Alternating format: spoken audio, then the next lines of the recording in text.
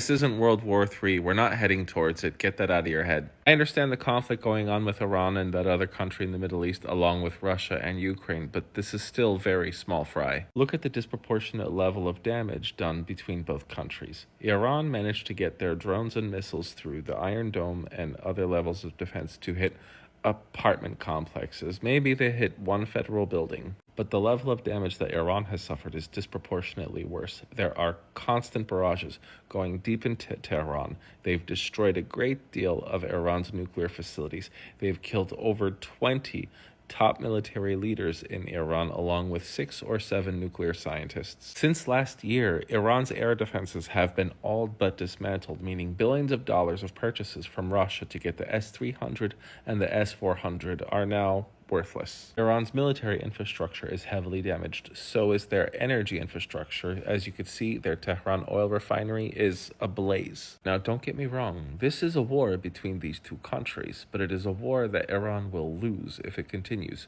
Just think, Iran has launched 6 or 7 barrages of missiles and drones, and they have not managed to take out one member of their enemy's military leadership. As to what's going on with Russia and Ukraine, just remember that Russia signed a 20-year strategic partnership agreement with Iran this January, and they have failed to honor it because they have their hands full. Russia has been reeling from wave after wave of successful Ukrainian penetration and strikes deep into Russia's military infrastructure. Aside from the Ukrainian drone strike that removed 34% of Russia's nuclear bomber capability, along with losing over 100 armored vehicles and 15 tanks in a day, Ukrainian MiG-29 just destroyed a Russian drone hub by Zaporizhzhia. This is important because about 10 days ago, Russia was producing 170 Shahed drones a day.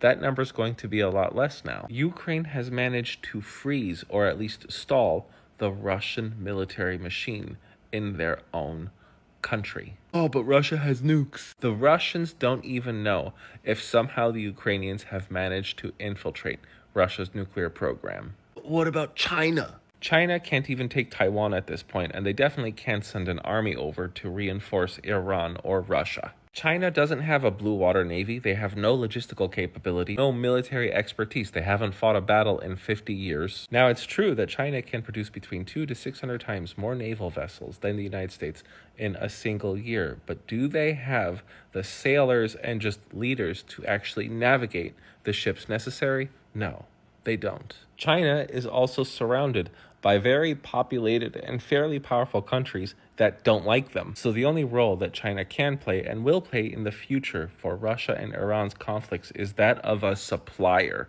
That's it. But even with China heavily supplying Iran and Russia, it's already been shown that Ukraine has so heavily infiltrated Russia and Iran has been so heavily infiltrated by their enemy that any supply drop-off at this point can easily be destroyed. So we aren't witnessing World War III. We are watching a contraction of power of the 3 main enemies and rivals of Western interests. That's it. Russia and Iran will be less useful gas stations and weapons depots for China. Russia and Iran can no longer exchange weapons at the scale that they once did because now they are both under full attack. And this has all been done with NATO not having to fire one single bullet. They just used 2 proxies.